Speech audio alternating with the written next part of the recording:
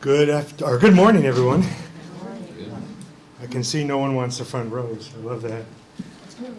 My name is Bob DuBois. I teach psychology here. I'm also the champion of the classroom learning team and also the Quality Matters implementation team.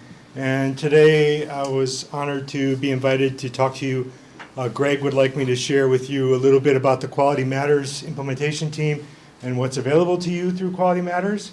I'm also going to talk to you about the lifelong learning workshops. Some of you might be familiar with the currently 4 workshops that Karen Taylor, Julie Boson, and I present every semester here on campus.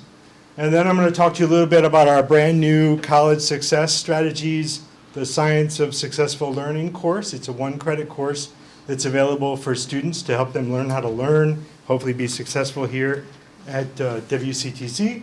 And I'm also going to talk to you about QPR suicide prevention training. I happen to be the regional coordinator for QPR training for a voluntary group called Prevent Suicide Greater Milwaukee. And we offer free training, and we've been doing a lot of training all over the place, but WCTC has jumped in, and we're offering quite a lot of training workshops here at WCTC, and some of you are incorporating QPR training into your course, so I'll talk to you about that.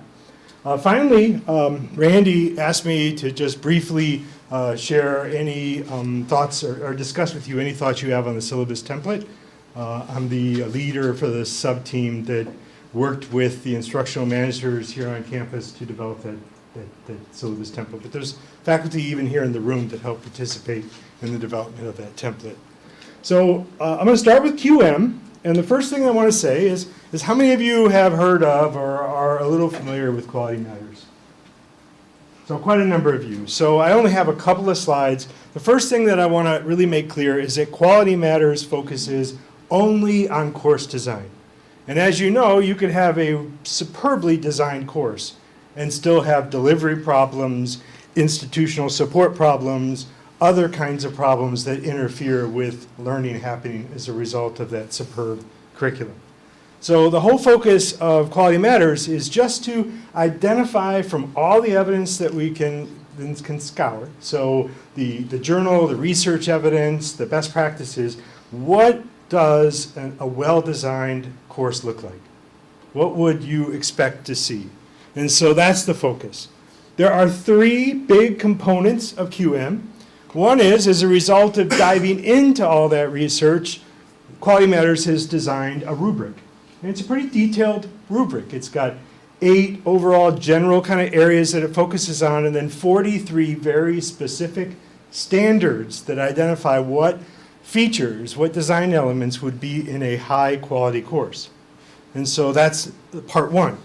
Part 2 is there's a faculty-led peer review process where you can choose to voluntarily have your course reviewed by 3 colleagues, typically 1 colleague who's a subject matter expert in the field that your course is in, and then 2 other colleagues. Typically, at least one of those 2 other colleagues is someone completely outside of the institution. And so you have 3 people use the rubric, get access to your course. They take about 3 weeks to basically walk through your entire course, evaluate it against all 43 standards, write helpful recommendations and feedback against every single one of those 43 standards. And then if you meet criteria, your course is identified as a Quality Matters certified course. So that's the faculty-led peer review process. We have been blessed that we have had, I believe now, 6 or 7 people on campus that have had their course certified. And there's a few in the room that we've been putting the squeeze on, right, Kara? To get your course certified. If any of you were really interested in that, we're always looking for 2-3 people every year. Oh, I just saw Dr. Cole, I'm sorry. She has a certified course, right? No? Oh, you will. I kept putting that off. You put it off. All right. Well, now that you're a doctor, I expect you to also be QM certified right next to that PhD. So I'll put that on the list. there you go. So I would encourage you to think about doing that. It really is mostly an awesome professional development experience. My course has been certified. Nancy Donch, Angela Lee. There's a nursing instructor, phlebotomist instructor, surgical tech, Rosemary, I believe, who's had her course certified. So there's a number of us. And then an IT instructor, Melissa Siemensen. So a number of us have had. And what's really awesome is the feedback is several pages long. And even if your course meets the requirements, which all of us met the requirements, you get a whole host of awesome ideas for things you can do to potentially make your course even better. So it's just nice to get that feedback against the rubric. The third component is learning opportunities. There's a number of workshops and training sessions and certifications that you can get through Quality Matters. So I mentioned the rubric. The rubric has 8 general standards, basically content categories that are part of the review process. So one of them is course overview and introduction. When students enter your course, do they feel welcomed? And do you do a good job of introducing them to the course and getting them to build community and start to get to know each other? The second is learning objectives, and then assessment and measurement, instructional materials, learner activities and learner interaction, course technology, learner support, and accessibility and usability. And the number in parentheses at the end of each of these general standards refers to the number of specific standards that are associated with that particular category. Now, what's really important is you will notice that general standards 2 through 6 are all alignment standards. Everything in your course ought to really seamlessly fit together, and it ought all be driven by the learning objectives. So when you look at your learning objectives, it should be very clear that you chose technology because it helps you achieve those objectives, not because you just wanted to use technology. That you have activities, that you have interactions that support those objectives, that your instructional materials support those objectives, that your assessments, measurements, all support those objectives. So you're looking for that connection, that seamless connection and alignment. That's really key, and that's where you really get high quality feedback, because they'll literally walk through each objective and look for the course and look for the stuff that actually aligns with that. And so you'll often notice that if you haven't had time to really look at your course at that detail, that there's some areas where you can improve. In order to achieve QM certification, when the course is reviewed, there are 21 essential standards. They're worth 3 points each. You must meet those. Those are the critical ones. Most of those relate to alignment. So you have to have essentially the structure of your course driven by the learning objectives in order to meet those 21 essential standards. There are 12 what are called very important 2-point standards, and then there are 8 1-point important standards. In addition to meeting all 21 essential standards, you also have to earn at least 84 of 99 possible points. The goal is that your course meets the B+ kind of level of quality. And when you're reviewing each standard, that's also how reviewers look at your course. They look at a B+ kind of level, and that can be a really challenging discussion. And that's why there are 3 reviewers and consensus rules. So whatever at least 2 of the 3 reviewers believe, that's the rating that you'll get for that particular area. Now, in terms of learning opportunities, these are some of the courses. If I were you, if you are ever thinking about teaching an online or hybrid course, I would highly encourage you to think about taking the course-specific course, perhaps teaching online. That's a very introductory course to how to teach a course online. Designing your online class, improving your online class, and designing your blended class. And the good thing is these classes are relatively inexpensive. And there typically are funds that Randy or perhaps Greg or others can reach out to. Typically they're online, and you can accomplish them in 2 to 3 weeks. I will say they are fairly rigorous, so expect if you do sign up for one that you probably want to make sure that it's not like right now when you're starting a semester, because you'll probably have to invest about 4 to 6 or more hours per week to really get the work done. And it really will force you to dig into your course. There are also specific courses that are related to some of the standards. So you could take a course on how to design your course so that it welcomes students and gets students to want to learn. You can learn more about alignment, particularly connecting your assessments and your learning objectives, which might be appropriate given all the focus on SLE. You'll learn how to use instructional materials and technology to promote engagement. And also, there's a specific course related to accessibility and usability. And they're very well done courses. So not only are you going to learn a lot, but I think you get a good appreciation for what a good online course is like in terms of rigor and what you're expected to do. Now, if you wanted to become a Quality Matters reviewer, what you first have to do is take the Applying the QM rubric course, which is really an introductory course to just understanding all of the evidence-based standards that go into the rubric. That course can be taken online. That course can be taken off campus somewhere at an institution that offers it, but we're blessed here in that the college paid for me to become a facilitator of that course. And so we've already had the School of Business and the School of Health basically offer that course to all faculty. And I believe it's somewhere in Greg's noggin there thinking about a future event to offer the option for perhaps all of you as part of an in-service to get that course completed in an 8-hour in-service presentation.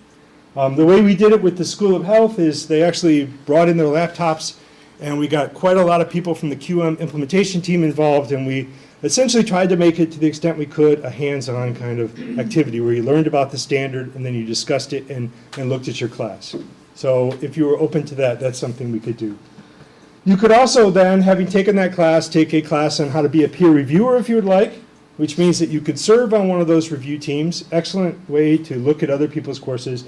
Or you could become what's called a master reviewer.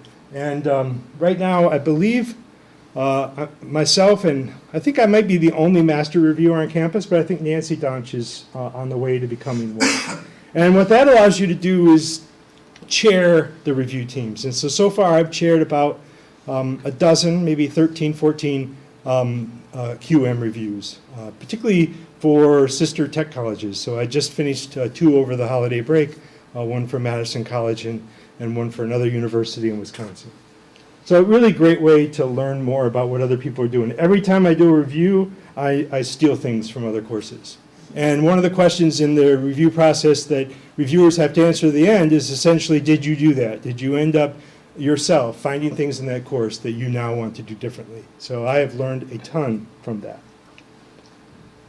So that course, again, could be offered here. And if we do offer it to any other school, and I think Randy is thinking about trying to offer it as part of the CAPE offerings, you could sign up. It would be free, and the only cost to a department that wanted to offer QM training is the $15 booklet that goes with the training. So that's the only cost. There's no cost for any of the facilitation, things like that.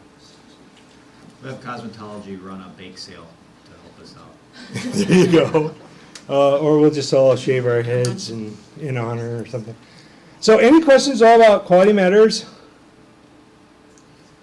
And one thing I'll throw out as well, and Bob and his team have really done a lot of work on this, but Quality Matters is really just good curriculum design in general. And I don't know, Bob, if you want to touch on it, but it really ties into what we're doing when we design curriculum in WIDS anyways. I call it like WIDS on steroids, though, because a lot of times we do WIDS, so we're meeting those requirements, but this really applies it to the students, so that when we're designing for the sake of our customers, the Yes. students, and aligning everything, which is great. Yes. And one of the things as well, when we talk about the college in general, but even here at the school, maybe you've recognized a little bit of a theme today, but we talk about trying to generate new enrollments, getting high school students here, getting adult learners here. We've already had discussions at the college level already beginning back in November. Brad talked about it. We're talking about it now. with the competency-based education, with the year-round calendar. We're going to be talking about the standardized syllabus and things like that. We need to start innovating even more so than we have in the past. And when we talk about some of the programs now that have begun implementing their iPad initiatives, like Early Childhood, Foundations of Teacher Ed, Paramedic has been looking into it. We have a few. We started, Courtney started the first 100% online program for the college, and we need to start looking at more of those as well. As an example, the fire program, the associate degree program, correct me if I'm wrong, but Courtney told me that MATC is taking their entire fire associate degree program online. MATC is 30 minutes away from us, and they're taking it all online. Mike, I'll pose the question to you. It's rhetorical, mind you, but what students are going to want to come here physically to take a class if I can get it all done online from a place 30 minutes down the road? I also look at criminal justice as a program that is ripe for online delivery. Tim, I'm not sure how you do forensics, mind you. You can't take a mold online, so maybe not all the courses, mind you, but Jody showed me the other day the stack of tests that Stigler had for constitutional law within the Recruit Academy, and I know we have a constitutional law course. My law program was online. I learned constitutional law online. There's no reason why we couldn't do it at associate degree level. There are a lot of courses that we can start offering online, which also kind of solves that whole problem as to, well, do we run the class in the morning? Do we run it to the evening?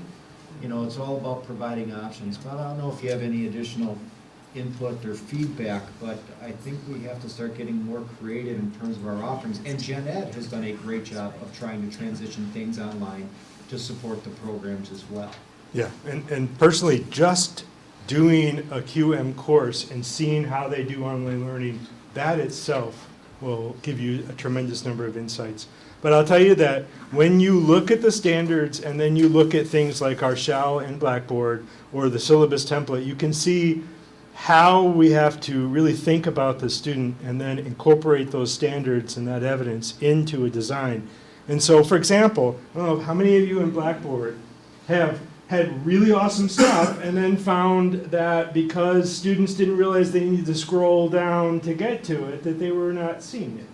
And so you'll notice that we had to build into the shell instructions to remind students, click this, scroll down to see this, because it's not intuitive. And hopefully Canvas will reduce the amount of effort that we have to put into the shell in order to make it student-friendly. But we're trying to inform our courses, our designs, and I can tell you, I would be embarrassed to show you my course, which I thought at that time was pretty good, 4 or 5 years ago before I got introduced to QM. In fact, I have the mentality that I would probably be pretty embarrassed to show you my course from 2 or 3 semesters ago because I'm constantly trying to get better. So I think that when you immerse yourself in something like QM, it informs your work, it's great for your resume, it's great to kind of communicate your lifelong learning, and there really is nothing else out there like QM. So it's known around the United States. And I'll tell you, I just recently did a review for a university, I won't tell you the name, but every single course in that university is required to be QM certified, and that's the trend. There was actually in New Mexico, the HLC ruled that the school had to do QM because they were so concerned about their online learning quality. And so the more we start to head toward online, the more we're going to have to really show that we're informed by evidence. And from a student perspective, I'm sorry, Jody, I'll step up in a sec. With my doctoral program at Capella, they were a QM program or institution. Every single course met QM requirements. They had the little QM seal on it, and I can tell you as well, every single course looked exactly the same. As a student, I knew where the syllabus was, I knew where the discussion posts were. Everything was consistent among all of my courses, whereas I think that's one of the problems we've had previously as well. If I went from Dan's course to Tim's course to Chris's course in Blackboard, they probably all look different. Same thing with the syllabus, and our students have been telling us for years that they really want that consistency. Yeah. So that's why we're going that direction. I'm sorry, Kelly, go ahead. No, I just had a question, Greg, just to follow up what you said about the online courses. So the college had a push years ago when we did online, it was kind of a big thing. And then didn't we find that the success rates were exceedingly low, so we kind of went away from it? So is the push to try again in a different format? I mean, the technical college system, I would think, is different than a PhD. We are highly motivated, highly educated people pursuing a degree. I always thought the success rates for online were significantly lower, and so the push was to go back Depends. the other way. It depends, I guess, on what you're looking at and how we handle it here at the college. I think what we had previously is we saw a lot of students that couldn't get into their physical courses at the last minute because they're all filled, so they were taking online as an option. And I think we've seen as well, those students who show up at the very last NSO, who register late, who, you know, they don't have high success rates anyway, so I think we saw some of that. Once again, I'm not saying every single course, every single program, because there are some areas where it just doesn't make sense, because we are so technical. There are some things that we cannot shift online. Absolutely, I understand that as well. I think what we're looking at, and maybe, you know, back me up, but I can when you definitely talk back you about up. online education, I know when it first started, there were a lot of people that just thought, I'll take my PowerPoints, I put them up online, and then there's my online course. Yes. Teaching online is a different skill set than just teaching in a traditional classroom. I think it's probably fair to say that as well. Yes. Which is why we're looking at Quality Matters and some of this additional training. It may not be perfect for everybody. We will still have traditional courses, but if we have an online option, I know that we have students that don't come to us because we don't have online. Yes. It's And just that simple. I can tell you the first time I taught, well, the first time that I experienced online class, I took one for professional development for certification as a new instructor here, and it was horrible. It was really bad. And that was my initial experience, and I was very kind of anti-online. But now, I will tell you, I like teaching online, and I've had semesters over the last couple of semesters where I maybe lose one or two students. I've had classes where I lost no one, and I find the students, if you have a good design and they get into it right from the start, the quality of the discussions are better at times than they are in my in-class course. And they do more, because sometimes when you're just physically in a classroom, social context kind of influences how hard you work. But when you're in the online setting, they don't have looking at other people to kind of together, kind of band together and say, we're not going to do all this work.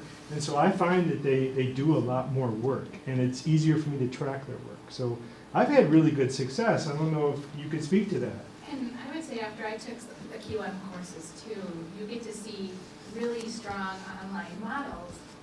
And online learning can be very powerful. Yes. I can say the same thing you said. The first online class I taught here was just, I would not even want to look at it. It Me was too. so bad.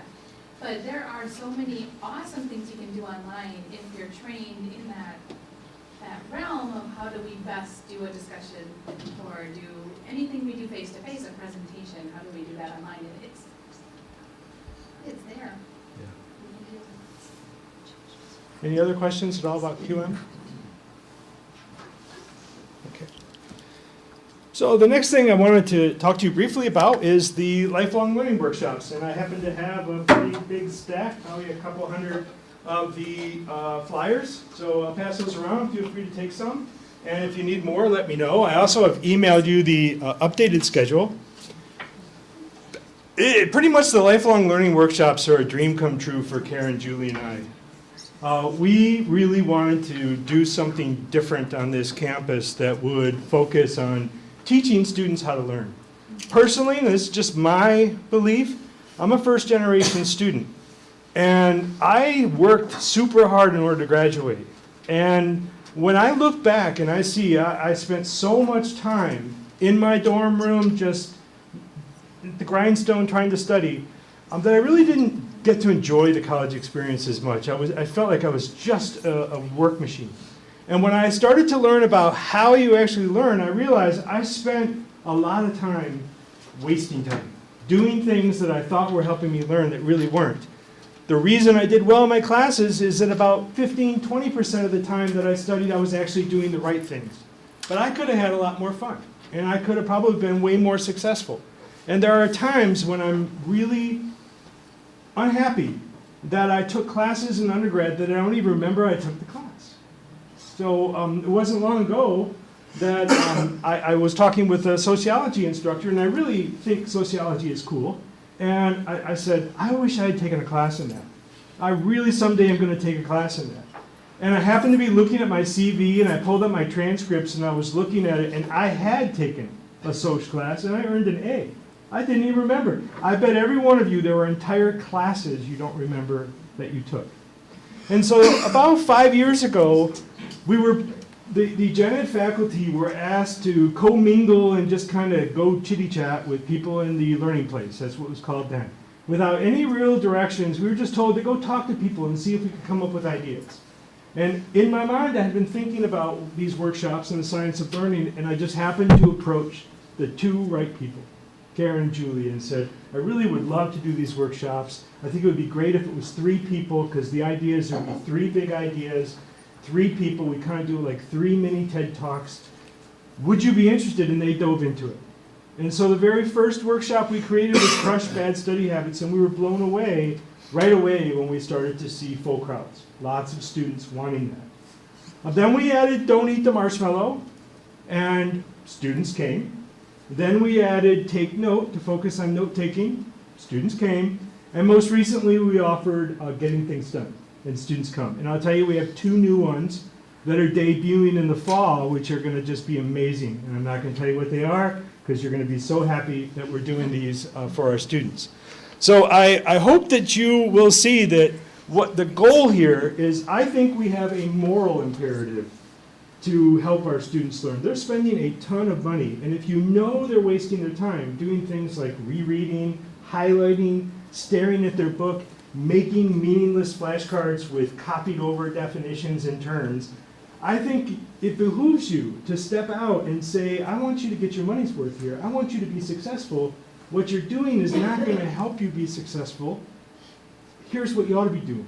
And so do anything possible to reward students for not only going and getting the content, but actually applying it in your course, which personally also puts a lot of pressure on you, because sometimes when students learn what they ought to be doing, they will communicate, well, I don't really have to do that for this class because the class doesn't demand deep processing. It doesn't really require me to do that kind of thing.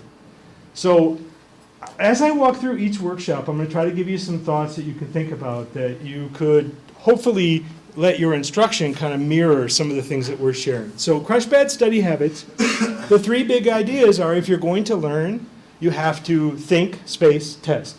Think is really the foundation. You have to deeply process what it is you're trying to learn. There are 3 main ways that you can deeply process, a whole bunch of ways, but 3 main ways you can in the classroom. One is basically to get students to elaborate on what you're teaching them, to get them to ask and answer questions, to try to build this more complicated network of meaning around what you're teaching them, especially the how questions and the why questions.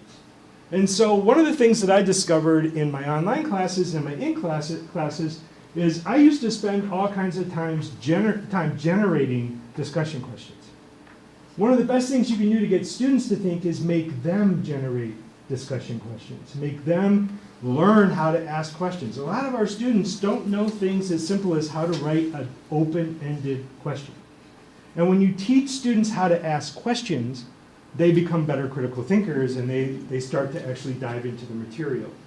One of the things you can do to get people to want to ask questions is make the material relevant, make it personal, make it somehow have connection to their life. Another way that you can get people to think deeply is to generate examples. And I used to generate all of the examples. So I have tons of life stories, and I would tell my life stories, or I would share examples from my life. But students learn best when they generate the examples. So perhaps you share one, and then you break them up, and you try to get them to come up with other examples, other metaphors, other creative ways to apply the content to what they already know. So one of the ways you can do that I find really interesting is students spend a lot of time on Netflix and things like that. Get them to discover examples from the media that they immerse themselves in. So I purposely have redesigned my courses so that I refer often to popular media. I did my intro psych class about 3 semesters ago entirely off The Walking Dead. Every lesson tied into The Walking Dead. So when I talked about the brain, they broke up into groups and tried to decide which parts of the brain were working appropriately and which parts weren't in a zombie. And So you write off your Netflix subscription as work expense, I right? probably should, yeah, exactly. So that's another way. So that's generating concrete examples. And the third way that you can get students to think is to get them to do what's called dual coding. Get them to take all this content that you give them and convert it to another format. An infographic, a chart, a sketch, a table, a comic, something, a song. But get them to try to convert something from just trying to memorize text and definitions to coming up with alternative ways to communicate their message. Those 3 things alone give me a tremendous amount of leeway in terms of curriculum. I use polls everywhere a lot now because that gets students to ask and answer questions. I do a lot of dual coding, a lot of think, pair, share, a lot of reflections where they have to do the deep processing. Now, when they do that deep processing, it's super hard work, so they have to space. They have to basically break their study into brief study sessions and then take a break. The best way you can think of that is the same way you think about building muscle. You have to stress your muscle and then rest. Stress, rest. Stress, rest. That's how we learn. So stress your students, spend 10, 15 minutes really getting them to think, then give them some time to process. And at times, even give them a quick break, a quick option to basically decompress and get into a more of a default mode, kind of a mind-wandering mode, and learn. The final thing is the actual best way to know you know something is to test yourself. And most of our students think of testing as really bad. And testing is actually really good. It's the only way that we can recall things from long-term memory and check to see that we have the things in long-term memory that we hope to have in long-term memory. So I build in retrieval practice quizzes into just about every class period. You can make them low stakes. In some classes, they get credit for doing them, but just the process of doing brief little quizzes in each class session over the material you're covering, even at the beginning of class, at the end of class, throughout the class, it helps students know whether they're getting stuff. And just the process of retrieving and trying to retrieve helps build connection. So think, space, test. We teach students that. So if you expect it in your class, then I think you'll get the real benefit of the workshops. Any questions about think, space, test? Okay. And I'm thrilled because a lot of people use some of this language around the campus now. So people talk about deep processing and distributed practice and retrieval practice. The second one is take note. We teach students how to annotate their textbook. And one of the things I would encourage you to do, if you want your students to take better notes and you want them to annotate their textbook or to take notes while they read, if you ask them to go to the workshop and you're going to offer them some sort of credit for that, ask them to actually demonstrate the skill in your class. Don't just give them credit for sitting in the workshop, but give them credit for actually applying that skill in your class. And I have built into my class where students get credit for doing the things that they ought to be doing as a learner anyway, but I feel like our learners need that extra push to actually do it. And so you're building the habits. So we teach them how to annotate their textbook. They often are sitting there glued to their seat because they realize as we go through it that if they read a paragraph at a time and thought about what they're reading and put it in their own words, they would do a lot better job than they're doing right now, kind of just scanning, I call it staring at their text, and not really processing anything. So annotation is a good way to force them to process. We also teach them 2-column note-taking. So if they come and they learn 2-column note-taking from us, you could require 2-column notes as a way that they could earn credit. And so you could build into your class the expectation that you want to see notes. And if they learn from us how to do that, you now have the ability to expect that from your students. The third thing we do is we teach them how to dual code. We teach them how to make charts and graphs and sketches and images while they study. So the rule of thumb is when you're studying, you ought to always have a pen and paper or a pencil and paper in front of you. When I see a student just staring at a book or staring at their notes, I see a student probably wasting their time. You've got to do something, and having that pencil and paper forces them to do some deep processing and to really make sure that they're studying appropriately. If students do that, they become way more efficient. I would say for every hour that you invest doing these kinds of study strategies, it's worth 3 or 4 of the hours they do previously when they're calling it study. So it's far better. Any questions at all about the workshop? Take note. A little off topic, I was looking at the schedule. Are you guys gonna, or could you think of doing some night sessions for night students by chance? Well, we're doing 3. We're doing one night on March 14th. And here's one of the problems we've had. We need to basically team up and collaborate with some evening instructors, because when we offer them in the evening, we haven't had as much turnout. If we could have an instructor or two say, hey, if you offer one on this night, I'll bring my students, then we will do it. And that's why we're doing it for that Wednesday the 14th, because we've got 2 instructors that basically committed to bring their class. So we expect them to be big, and we're doing the 3 that they wanted. So if some of you got in together and said, hey, I really would like to do Crush, what's a good night? Can we team up and we could do the workshop? We would be happy to. And really, we just want to know that we'd have a good couple of dozen people. So it doesn't have to be that many people. And I think you know, Karen, Julie, and I, You come to our class. we come. You ask us, we come. We call, you come. Unless you forget, right? I know. So each workshop is 30 minutes.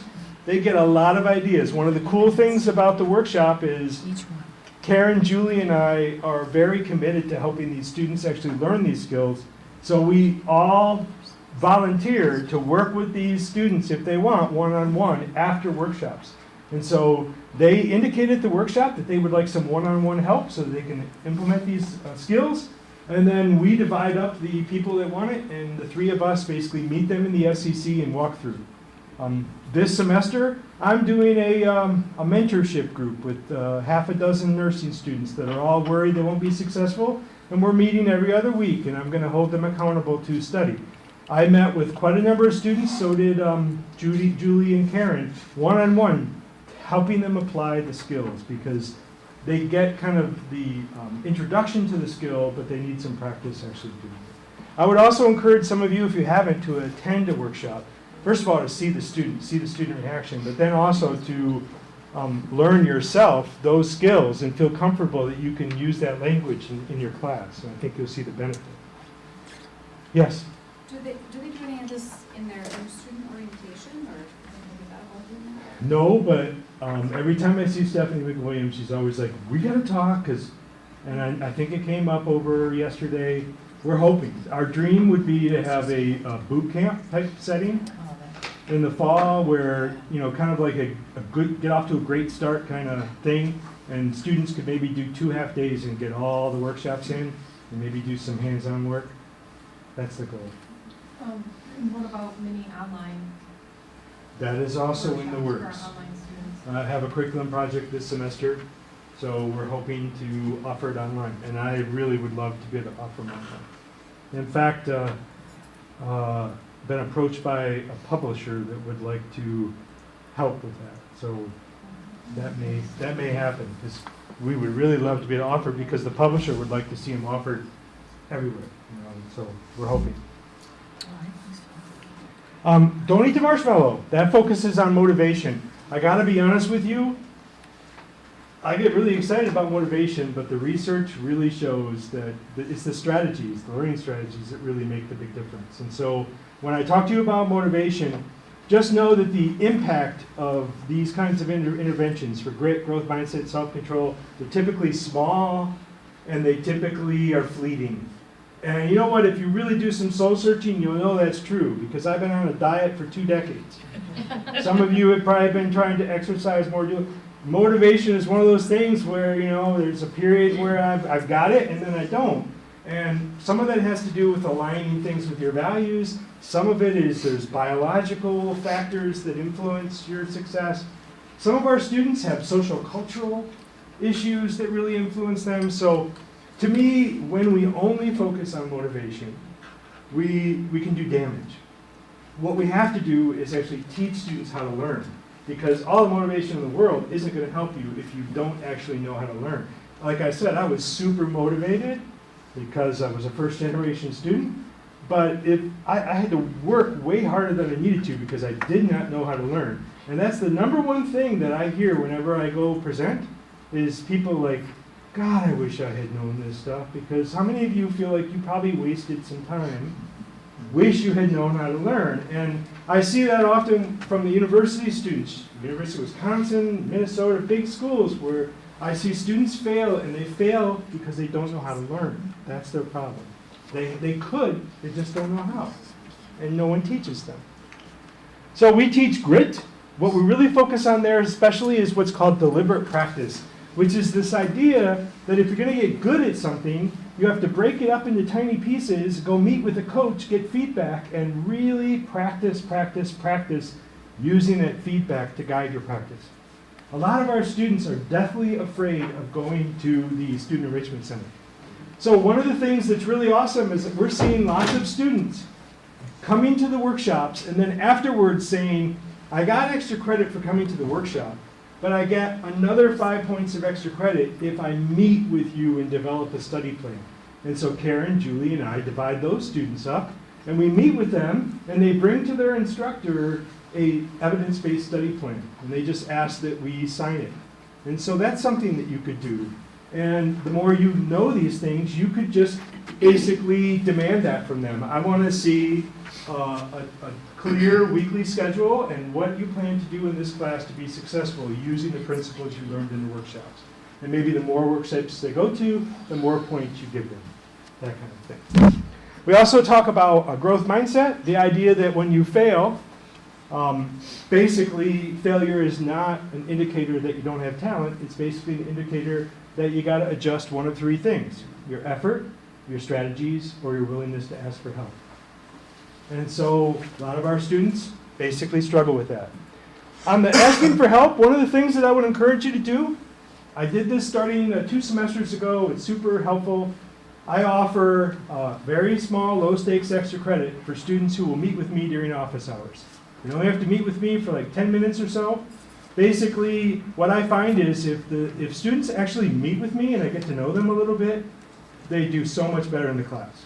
And they won't come otherwise. And I hold all my office hours in the Student Enrichment Center, and I sit there, and they won't come.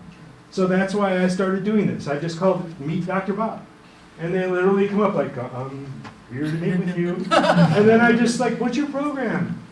How can I help you be successful in this class?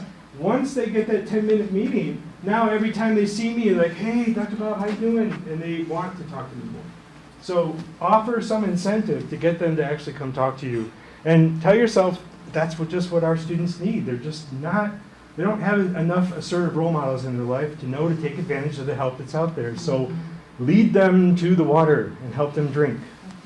If you offer this as extra credit, is there a way that you prefer, do we give them a piece of paper that you have to sign? You have to sign 15 pieces of paper, or is there like a list of students who?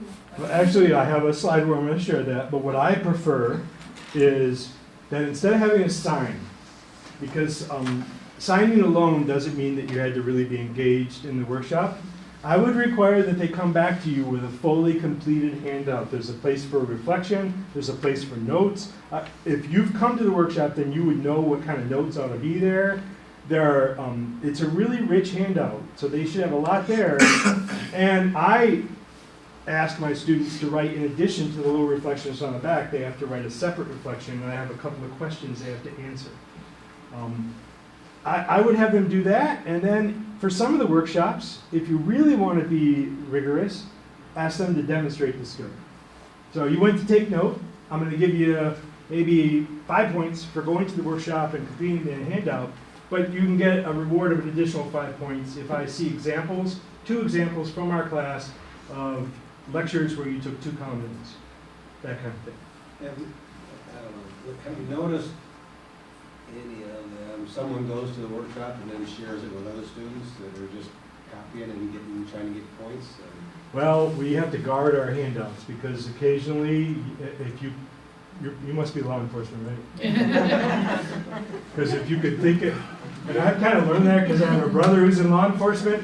Every once in a while, I have one of these kind of brain, hiccups, and I'll suddenly have this weird thing, and then I'll say, "Have you ever encountered this?" And oh yeah. So you can think of those. Yeah, we have to guard the handouts. We don't give handouts to anyone. We don't allow anyone to come in late. We don't give handouts to anyone for any other time than when they show up. And I think it would be hard for someone, if they didn't attend, to have good notes, but at some point we may have to look for your advice to how to secure our handouts and put fingerprints on them, or eye scans. Facial ID. But you'll be surprised what students will do for, I have a 2,000-point course, and so 5 points is nothing. But students will do this, so. I was just curious. I mean, because I do the same thing. I mean, all the practical things I do. I don't let them leave the classroom because I know once they're out there, they're going to be everywhere. Yeah. Yeah, so asking them to actually demonstrate the skill, that's harder to fake. So if you, like in Crush Bad Study Habits, we teach them how to do a concept card. Give me 2 concept cards, and I'll give you the extra credit.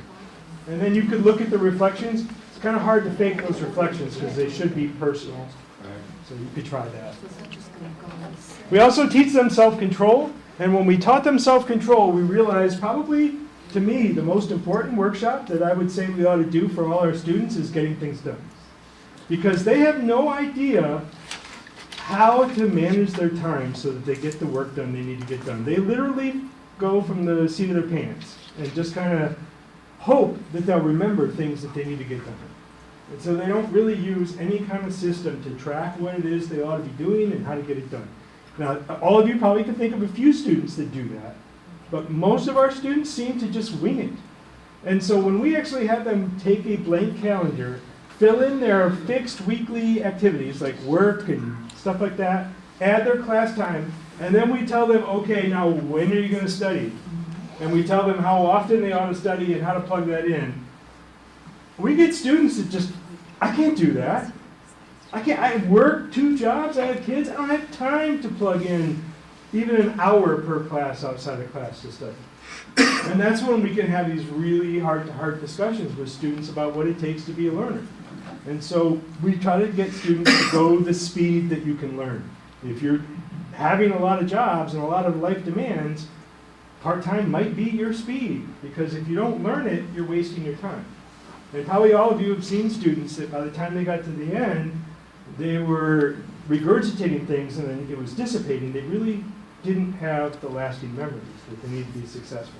So that's an awesome workshop. In fact, the administrative professionals have had us do that workshop for them. We're doing it a second time this year because they find it helpful just for them personally. We teach the getting things done time management process. So think about that one. And you could ask to see from your students, if you offered them incentive, a schedule. Now, in my classes that have typically first semester students, I build the workshops into the first week of my class, and they write essentially a start of class success plan. And so you could do that if you want. You could build some of these into your curriculum. I think we offer them enough times. If we ultimately offer them online, you could literally pop them into your course and just use them directly. So that's the goal someday. Will you have these over the summer? We haven't yet, but we're getting more and more demand for it. So hopefully, one of the things is, up until this semester, literally Karen, Julie, and I did this on our own.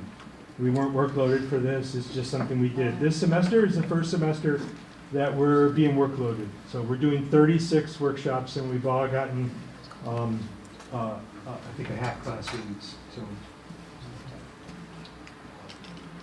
The other thing we developed is a course called College Success Strategies. It's literally built around the workshops. In fact, we're building a hybrid format right now where if students attend all the workshops and then do some assignments and meet a couple of times for check-ins, they would get their 1 credit. And so we're using the workshops as essentially part of the hybrid component of the class. They'll do a lot of the work that they would do to apply the skills online or at their convenience in the SEC. And so we're hoping to roll that out in the fall. We expect to have a big demand because we've had a lot of high schools that want to offer it. So we'll offer having that online and hybrid version of that class will give some of you that have teenage kids the option. We've had parents pay to have their kids come take College Success. Oops. So I will tell you that we've been tweaking the class. It's in its third semester now. And because all of us that teach the class are pretty rigorous, it's pretty rigorous, pretty demanding. We've kind of cut it down a little bit, realizing that our dream of having everybody walk out being experts at those skills probably isn't realistic. We're hoping that students will demonstrate all those skills, but at least they will get introduced to them, and they'll have to do some exercises that we believe will show them how to do it and hopefully confirm they know it. But one of the things that the research shows is you can teach somebody exactly what they ought to do, and they sometimes won't do it. Just like I know exactly how to eat a healthy meal and go to the gym and get on the elliptical, but I don't always do it, that kind of thing. So that class is 1 credit. Right now it meets for 8 class sessions. There are 3 sessions, or 4 sections this semester, and if any of you want a flyer, I'll pass some around if you want to take one for that. These are the basically the learning objectives, and they're all focused on the workshops. And the 2 new workshops are going to be incorporated into the class, so they'll all be part of it.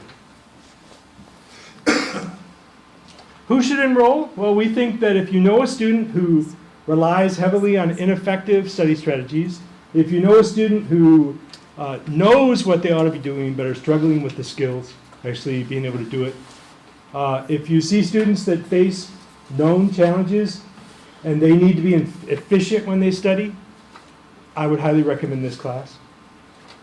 Anyone that you think is at risk of failure, for whatever reason you think they're at risk of failure, someone that you think needs a little push in terms of their motivation, someone who struggles with procrastination, someone who needs a concrete plan for success. So those are the things that you could use as kind of some of the guide rails. I personally bribed my daughter to come to the workshops. I used paying for her books because I had agreed to pay for all her tuition stuff. I told her I'd pay for her books her first semester if she wrapped up all those and also read the book, Make It Stick, and wrote a reflection. And she did it. And so I paid for all her books, and she is thriving in college. Thriving. So you pay a lot of money for college. I think the 1 credit class to actually learn how to learn would be helpful. Maybe that should be part of the new student orientation. Amen. That's what we're hoping. What we're hoping is take all the PowerPoint stuff, put it in a video, let them watch that on their own, and do some hands-on stuff with the workshops. That's what we're hoping. So communicate that. By the way, any of your students who struggle with study skills, send them to the SEC. Karen, Julie, myself, others, everyone in all the centers, the Reading Center, the Math Center, the Science Center, they've all been trained in the workshops. They all know the skills in the workshops. They all will help students. So take advantage of that and build it into your class. Build in an opportunity to take them to the SEC and see what's there. It's amazing the resources that are there. So build it into your class and make sure they take advantage of it and reward students for taking advantage of it. And if you're going to offer extra credit, make it meaningful. We don't mind signing forms, but make sure that students actually show evidence that they were engaged, they took notes, they wrote the reflection, and they're making an attempt to apply what they learned to your class. So based on the workshop, you could think about what they might have to show you, but I would ask them to show you and demonstrate to you. Perhaps write a plan for success based on the workshops, but do something that helps you. Why do we do all this? Because the research over thousands and thousands of meta-analyses shows that the best predictors of student achievement, more than half, of all the variability in student achievement is accounted for by student behavior, not what we do. And I think you all know that because we can spend a lot of time. We account for about 30% of student achievement variability. But students themselves account for the biggest part of it. They have to actually use the right strategies. They have to put in the effort. They have to ask for help. And so I'm a big fan of making sure that we meet the students where they're at, but ultimately they have to become learners. They have to put in the effort. We can't do it all day. And I know some of you probably have worried about burnout because you're trying to do all the work for them. So, by the way, if you want to add a button to your class called How to Study, I have put together a pretty rich content area with media and resources and study advice as well as the workshop schedule, things like that. All you have to do is email me. I will send you a zip file and instructions for how to import that package into your Blackboard course.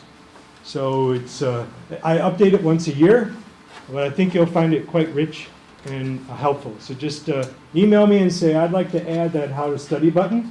Someday, perhaps, we'll just make it part of the shell itself. But if we get more and more people to use it and students see that, perhaps it'll make a difference. Put that in the comments. Yes, I'm definitely going to put that in the comments. Think about the book club. This is the book for this semester, Creating Significant Learning Experiences. You get 20 hours or a half credit every semester that you're in the book club. It's fun. We do the discussions in the classic room. We have a nice meal catered. We donate the proceeds to the culinary club. They benefit. And we have really good dialogue. So we had a number of you already participate. But think about it. This semester, the Jeannie Williams and Sue Kaprowski are supporting the book club.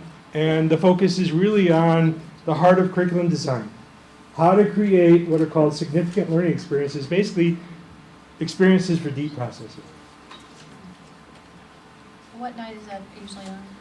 We're probably going to have more than one discussion session, but the main discussion session will be on Friday, May 11th, typically around 11:30 to 1:30. And we'll have a really nice meal. But we'll have at least one other session this semester. Any questions at all about the workshops, the college success class? Okay, one last thing, QPR. QPR stands for Question, Persuade, Refer. Basically, this is a strategy for helping someone that might be thinking about suicide. So first thing you got to do is basically recognize that somebody might be thinking about suicide, and then you got to have the courage to ask the question. That's really hard for many people to do. I'm sure some of you have had an intuition that something wasn't right, but really wondered how to ask it or what to say. The whole focus of QPR is to help you get the courage to ask the question. And then do everything you can to persuade that person to get help, and then close the loop by getting them a referral for help. That's the goal. Very simple. It's kind of like CPR, except with CPR you can actually take charge and get the help to come right there and basically do everything you can to keep them alive while the help's coming. Sometimes in these situations involving mental health distress, you aren't sure whether you should call in the police or call in the 911, things like that. So that's the whole focus, teaching people to know those skills, QPR. Just real quick, more people die by suicide globally than die by war, by murder, and by forces of nature combined. And if you look at the rate of suicide, I got to add the 2016 data, it increased. Right now we have someone die by suicide about every 12 minutes. And we have a number. The number in the greater Milwaukee area and Waukesha has been escalating pretty rapidly. It's pretty scary.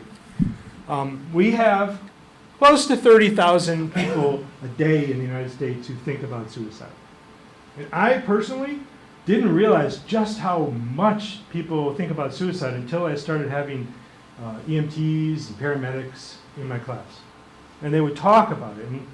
And I would have them in my abnormal psych class, and they would say, I don't know what to do. We get those calls when somebody's having a heart attack. I got steps. I know exactly what to do to keep them alive. And they're used to doing things kind of that don't require a lot of interaction with the person. They can just literally get on and do the work. But when they get in those situations where someone's thinking about suicide, they talk about the ambulance ride with that person and just dead silence because they have no idea what to say. They just feel really uncomfortable. And a lot of times the situations are uncomfortable. There may be kids in the house, there may be other things, and they just don't know what to do. The suicide rate has increased significantly over the last decade or so. There are two groups that have been especially hard hit. Teenage girls. The rate for teenage girls has just been jumping up rapidly. And middle-aged men. Middle-aged men outnumber all the other risk groups. We have a tremendous problem with middle-aged men. And I personally think the issue with teenage girls has a lot to do with the fact that they're in homes where fathers are very distressed, where their middle-aged parents are very distressed. And I think over the last decade or so, certainly there have been socioeconomic issues that have led to distress. If you look at the suicide rate in Waukesha County, it's increased almost 60+% since 2002. And when you dive into those numbers, you'll find that the majority of those suicides are middle-aged men, and the majority involve firearms. But second will be teenage girls. Is a drug overdose a suicide? Well, I will What is tell it you that classified? just a few weeks ago, there was a study published that questions whether we are substantially underreporting suicide because there's evidence to suggest that a good number of these opioid overdoses are suicides. And it's really hard to know whether it's a suicide. And if you look at that, even there, it's still a middle-aged problem. Most people think of opioid as young people. It's elderly and middle-aged people who started out with pain, who started taking drugs, and then got addicted. It is extraordinarily powerful drug. You can get addicted pretty fast. And by the way, I've been doing QPR now for more than a decade. I used to always be able to say that more people die by suicide than traffic accidents. That's so true. I used to be able to say more people die by suicide than drug overdoses and deaths related to drug overdoses. Last year is the first year that more people died from a drug overdose than suicide. And if you look at it, it's In Waukesha County. everywhere. Or- And if you go on a map and you look at overdoses, it looks like the state of Wisconsin, the United States, has the measles. It's everywhere. It's not like in the ghetto. It is everywhere. It's in Oconomowoc. It's in Brookfield. It's in Whitefish Bay. It's everywhere. No place is immune to it. And it's people that you would not expect. And in fact, I personally think that we are at a point where we need to add Narcan to our first aid kits on this campus because I worry that one day I'm going to walk out to my car and see somebody overdosed in their car or overdosed in the bathroom, overdosed in the SEC, who knows where. Some of you might encounter that. So that's increased. QPR training is basically an approach to give people skills to help them. Who should get it? Well, personally, I think almost every one of you should be QPR trained because many of you are in professions that are vulnerable to suicide. Law enforcement officers have about twice the suicide rate of the normal person in the public. Part of that is because there's a lot of veterans, but a lot of it is vicarious trauma, what some people are now referring to as a moral injury, when you have to see things, particularly things that happen to kids, innocent people, that just devastate your worldview. EMS, paramedic, EMT, there isn't, my brother is in law enforcement, he's responsible for curriculum for the academy for the state of North Carolina, and he was convinced to add QPR, so every officer in North Carolina was trained. And we're really blessed because Brian did something to offer QPR throughout southeastern Wisconsin, so Brian helped me train 1,500 law enforcement officers in southeast Wisconsin. But when you dive into the research, and I know this is what led Brian to schedule it, you will see that about every other day there's a paramedic, a firefighter, a police officer dying by suicide. You did 2 years ago? Yeah, 2 years ago. So How long is the QPR training? QPR training can vary from 60 to 90 minutes. And the good thing is we're offering 3 QPR sessions a month on campus this semester. We did 90 minutes during our in-service, our law enforcement in-service. So I'm going to just pass around, take as many as you like. But there are 3 sessions, an evening session and 2 weekday sessions each month, beginning in February. So February, March, and April on campus. Now, I'm really blessed because several people in here have had me come and basically do QPR, have the volunteers that I have available come and do QPR. So I've been doing QPR for the paramedics now. You helped me actually go into the Sussex Fire Department. We're doing a tremendous number of QPR for nursing departments, for other departments around the campus. So if any of you wanted to incorporate QPR into your course, like you wanted to make sure your police officers graduated with QPR certification, or you wanted to make sure the human services techs graduated with that, just pop me an email and I'll make sure a volunteer works with your schedule and comes to your class and conducts the training. They'll get official certifications and you can offer that. So I offer that as part of my abnormal psych class. Every student that finishes that class has a QPR certification. So the last thing is be a role model. Get that training yourself. Be a role model when it comes to the lifelong learning workshops. Attend a few. Go out there and make a difference in our students like you always do. So thank you very much for having me here. Thank you. Mary, right at the time, did you want to say anything about the syllabus, the standardized syllabus, or see if there are any questions, or are we good? Yeah. Does anybody want to throw any arrows at me? Pretty easy to transition over?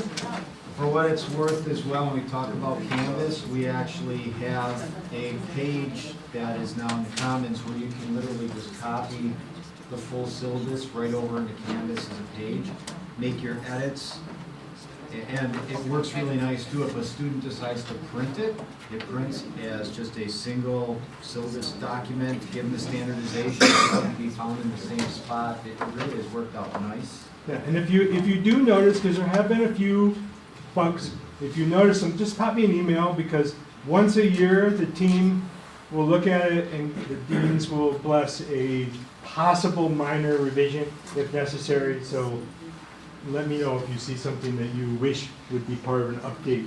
So thank you all again. Thank you.